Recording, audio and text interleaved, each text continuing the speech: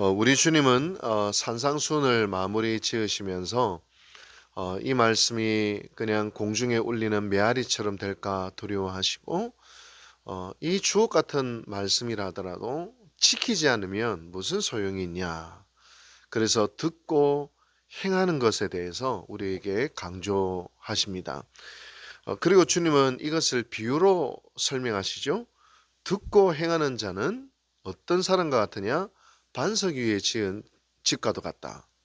반면 듣고 행하지 않는 사람은 모래 위에 지은 집과도 같다. 그렇게 말씀을 하십니다.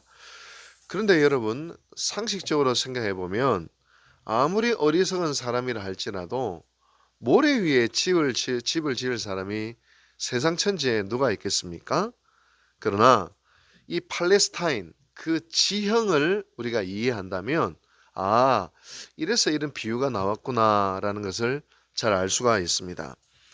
이스라엘에 가보면요, 대부분 땅이 바위로 되어 있어요. 그래서 우기 때 폭우가 막 쏟아지거든요.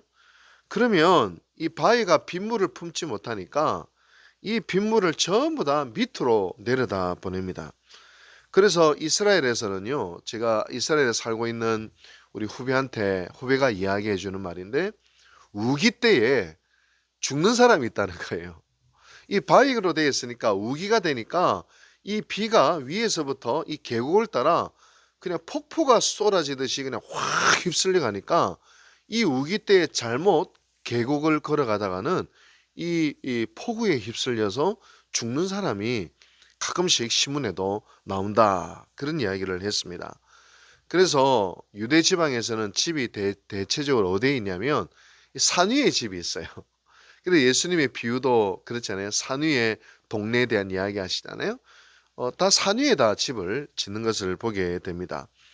그럼에도 불구하고 이제 낮은 지역에 사는 사람들도 있잖아요. 그래서 우기일수록 우기 때 견딜 수 있게 하기 위해서 집을 어디다 짓겠어요? 바위 위에다가 튼튼하게 집을 지어서 혹시 좀 비가 오거나 물이 좀 몰아친다 하더라도 집이 떠내려가지 않을 수 있는 것이죠. 그런데 문제는 여기가 있어요. 겉은 바위인 것 같은데 오랜 풍화작용을 통해서 푸석푸석해진 돌이 있다는 거예요. 집을 짓기는 좀 쉽죠. 편하게 집을 지을 수 있는데 근데 그 푸석푸석한 돌은 겉으로 보면 바위이지만 홍수가 오면은 모래처럼 쉽게 내려간다는 거예요. 처음부터 모래에 짓는 것이 아니라 푸석푸석한 바위 위에 집을 짓는 사람이 있다는 거예요. 여러분 우리 인생도 그렇습니다. 평안할 때는 다 바위 위에 지은 집과도 같아요. 근데 바람이 불고 비가 오고 홍수가 나면 이게 바위인지 껍데기는 바위인데 알고 보니 모래 푸석푸석한 바위인지 그때 드러난다라는 것입니다. 여러분 사람의 진면목은 언제나 평안할 때보다 어려울 때 잘 드러나지요. 평상시에는 다들 좋은 사람 같은데 딱 이해관계가 얽히는 순간 바닥을 탁 드러내지 않습니까? 좋을 때는 젠틀한 사람 같은데 뭔가 문제가 딱 생기면 아주 사나워지는 사람도 있습니다. 아이고 믿음이 좋은 줄로 알았는데 딱 죽음의 문턱에서 덜덜덜 떠는 사람도 저는 많이 보아왔습니다. 근데 정반대로 아이고 저 모래 저 푸석푸석한 바위 같은데 알고 보니 반석 위에 든든히 세운 사람도 있어요. 제 고향 그 어르신 중에 부산에서 사업을 하시는 유명한 사업가인 제 고향 어르신이 계시거든요. 근데 어릴 때 제가 그분을 봤을 때는 저분은 뭐 평소에는 교회 잘 안 나오고 뭐 주일만 딱 지키는 썬데이 크리스찬 같아라고 느꼈습니다. 뭐 봉사도 그렇게 많이 하시는 것도 아니고요. 그래서 저분은 신앙이 별로다. 제가 청년 때 그렇게 쉽게 판단을 했어요. 근데 제 친구가 제 고향 교회 담임 목사로 갔거든요. 최근에 들려오는 이야기 들으니까 아이고 그건 제 선입관념이었던 거예요. 겉모습은 신앙에 대한 열정이 없는 것 같고 사람에 대한 관심도 없는 분 같은데 알고 보니 평생을 사업가라서 어려운 사람을 그렇게 많이 돕고 계시다는 거예요.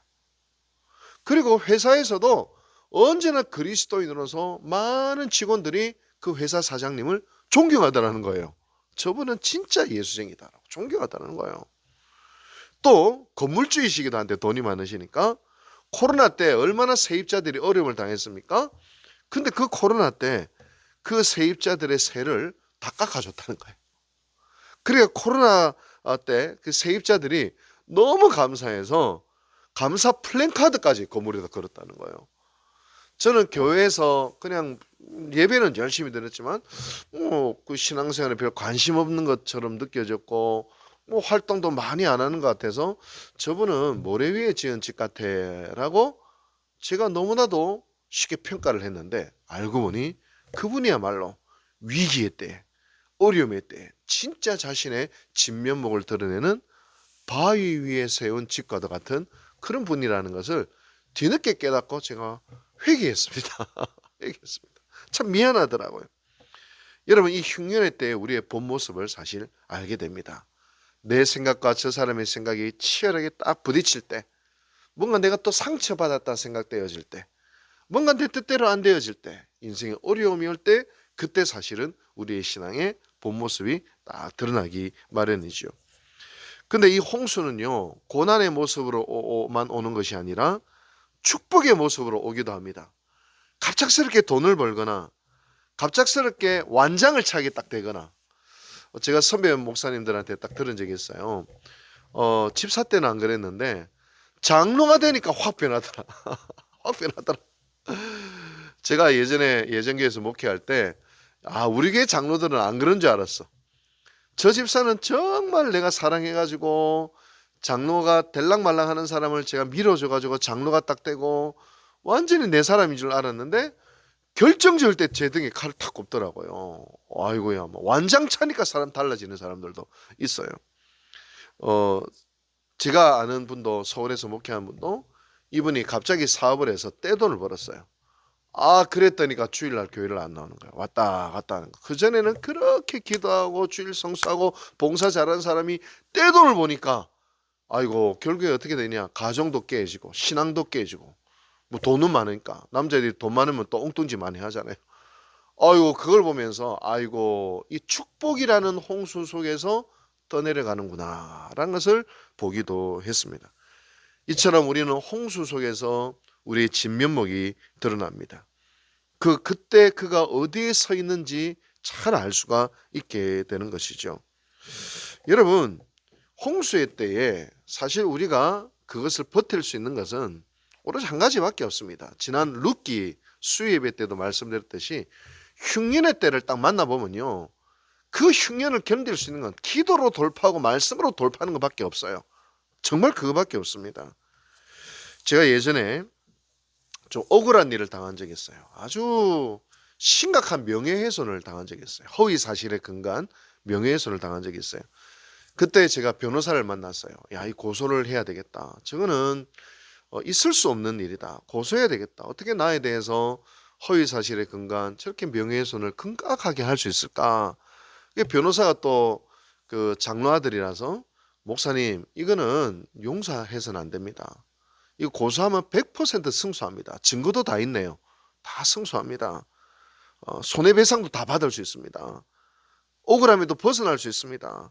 근데 기도하면 기도할수록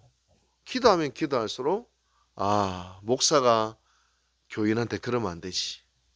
아무리 교인이 잘못해도, 아무리 악해도 성경을 딱 읽는데요, 악을 악으로 갚지 말고 악을 선으로 이기라. 그 악은 하나님의 진노하심에 맡기라. 나는 억울해 진짜 죽겠는데, 견딜 수 없는데, 근데 하나님이 그러지 말라는 거예요. 하나님께 맡기라는 거예요. 그리고 원수들 앞에서 잔치상을 차려주신다는 거예요. 여러분, 이때 어떻게 해야 되나요?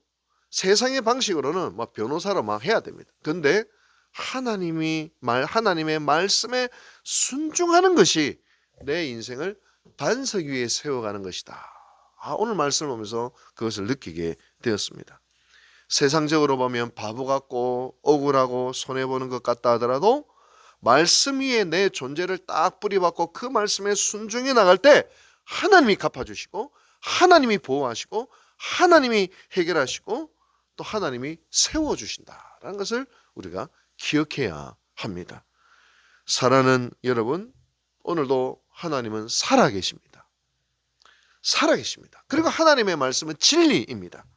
이제 그 말씀을 우리는 붙들고 인생의 흉년이 오든 인생의 홍수가 오든 그 어느 때를 만나든지 그 말씀 꼭 붙들고 그 말씀을 듣고 그 말씀을 배우고 그 말씀을 순종하며 나아갈 수 있게 되기를 바랍니다.